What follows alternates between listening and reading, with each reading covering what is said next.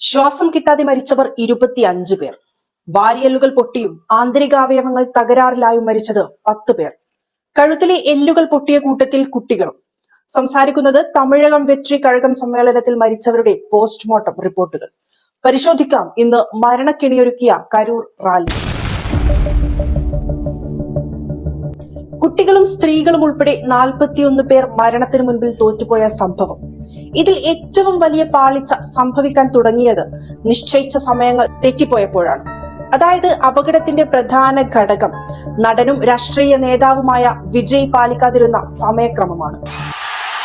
ബാട്ടിലേക്ക് 10 രൂപ, ബാട്ടിലേക്ക് 10 രൂപ, ബാട്ടിലേക്ക് 10 രൂപ. നാമക്കൽ എന്ന പ്രദേശത്ത് 8:45 ആദ്യ പരിപാടി തീരുമാനിച്ചത്. അതുകൊണ്ട് തന്നെ നടനെ കാണാനായി ആരാധകരും പാർട്ടി അനുയായികളും ജനങ്ങളും അവിടെ ഒഴുകിയെത്തി.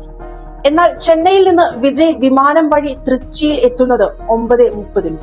അവിടെ തന്നെ കൃത്യം 45 മിനിറ്റോളം സമയം തെറ്റുകയുണ്ടായി. ശേഷം ജനങ്ങളെയൊക്കെ അഭിസംബോധന ചെയ്ത് നാമക്കല്ലിൽ നിന്ന് വിജയ് എത്തുന്നത് 2:45. എന്നാൽ നാമക്കല്ലിൽ നിന്നും കരൂരിലേക്കുള്ള റാലി നിശ്ചയിച്ചത് 1 മണിക്കും. നാമക്കല്ലിലെത്തി അവിടെയുള്ള ജനങ്ങളോട് സംസാരിച്ച് റാലി തുടങ്ങിയതോ 3:45. പരിപാടി നിശ്ചയിച്ച കരൂരിലെ ഈ റോഡ് ഹൈവേയിലെ വേലുസ്വാമിപുരത്ത് റാലി എത്തിയത് 7 മണിക്കും. അതികഠിനമായ വെയിലിന്റെ ചൂടും വെള്ളത്തിന്റെയും ഭക്ഷണത്തിന്റെയും അഭാവവും 6 മണിക്കൂറോളം നിന്നതിന്റെ ക്ഷീണവുമൊക്കെ അപ്പോഴേക്കും ജനങ്ങളെ തളർത്തിയിരുന്നു. ഇങ്ങനെ ക്ഷീണിച്ചു നിൽക്കുന്നവർക്ക് വാനിൽ നിന്ന് വിജയ് വെള്ളം എറിഞ്ഞുകൊടുത്തു. വെള്ളത്തിനായി ജനം മുന്നോട്ട് കുതിച്ചു. അതോടെ അപകടം തുടങ്ങി. അനിയന്ത്രിതമായ തിരക്കും സുരക്ഷാ സംവിധാനത്തിന്റെ വീഴ്ചയുമാണ് മറ്റൊരു പ്രധാന ഘടകം. അതായത് 10,000 പേർക്കുള്ള അനുമതിയാണ് TVK വാങ്ങിയതെങ്കിലും അവിടെ എത്തിയത് സ്ത്രീകളും കുട്ടികളും ഉൾപ്പെടെ 50,000-ഓളം പേരാണ്. അതായത് ഇരട്ടിയിലും അധികം. ഈ ജനക്കൂട്ടത്തെ നിയന്ത്രിക്കാൻ എത്തിയതോ വെറും 500 പോലീസ് ഉദ്യോഗസ്ഥർ. അപകടം തുടങ്ങിയപ്പോൾ ജനക്കൂട്ടം നീങ്ങാൻ തുടങ്ങി, ചിതറാൻ തുടങ്ങി. ഇതിൽ നിന്ന് രക്ഷ നേടാൻ ചിലർ ഇരുമ്പു ഷെഡുകളുടെയും മരങ്ങളുടെയും മുകളിൽ കയറിയിരുന്നു. ഷെഡുകൾ ഇടിഞ്ഞു വീണതും മരക്കൊമ്പുകൾ ഒടിഞ്ഞു വീണതുമൊക്കെ അപകടത്തിന്റെ ആഴം കൂട്ടി. പോലീസ് FIR രജിസ്റ്റർ ചെയ്തെങ്കിലും അതിൽ വിജയുടെ പേര് ഉൾപ്പെടുത്തിയിട്ടില്ല. പകരം TVK ജില്ലാ secretary, general secretary, deputy general secretary എന്നിവരെയാണ് പ്രതിഭാഗങ്ങളായി ഉൾപ്പെടുത്തിയിട്ടുള്ളത്.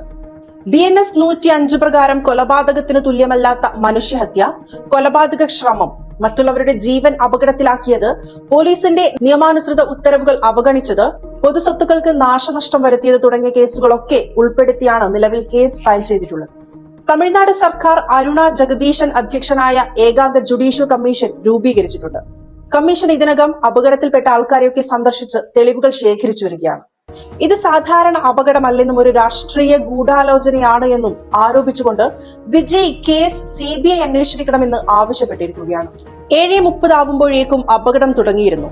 പരിക്കേറ്റവരെ ആംബുലൻസ് വഴി ആശുപത്രികളിലേക്ക് കൊണ്ടുപോകുമ്പോഴേക്കും വിജയ് ചെന്നൈയിലേക്ക് മടങ്ങുകയാണ് ചെയ്തത്. വിമാനത്താവളത്തിൽ വെച്ച് മാധ്യമപ്രവർത്തകർ വിജയോട് സംസാരിക്കാൻ ശ്രമിച്ചപ്പോൾ അദ്ദേഹം മൗനം പാലിച്ചു. പരിക്കേറ്റവരെ കാണാനോ ആശുപത്രി സന്ദർശിക്കാനോ നിൽക്കാതെ 1:45 Xൽ വിജയ് പോസ്റ്റിട്ടു.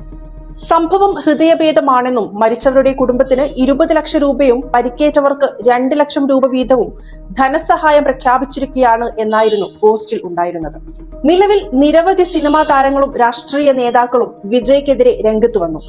ജയലളിതയ്ക്ക് ശേഷം ജനപ്രീതി ലഭിച്ച മറ്റൊരു നേതാവാണ് വിജയ് എന്നതിൽ തർക്കമില്ല. അഭിനേതാവ് കൂടിയായ വിജയ് രാഷ്ട്രീയത്തിൽ ഇറങ്ങിയാൽ അത് ചരിത്രമാവും. ഭരണപക്ഷത്തിനും പ്രതിപക്ഷത്തിനും തമിഴ്നാടിനെ സ്വന്തമാക്കാൻ ശ്രമിക്കുന്ന BJPക്കും ഇത് കനത്ത തിരിച്ചടിയാകുമെന്നും തീർച്ചയാണ്. ഇതുകൊണ്ടാണ് ഇതൊരു ഗൂഢാലോചനയുടെ ഭാഗമായി നടന്ന നീക്കമാണെന്ന് വിജയ് വാദിക്കുന്നത്. ഏതായാലും കരൂരിലെ ഈ ദുരന്തം തമിഴ്നാട്ടിന്റെ രാഷ്ട്രീയ ചരിത്രത്തിന്റെ തന്നെ വലിയ ദുരന്തമായി മാറിക്കൊണ്ടിരിക്കുകയാണ്.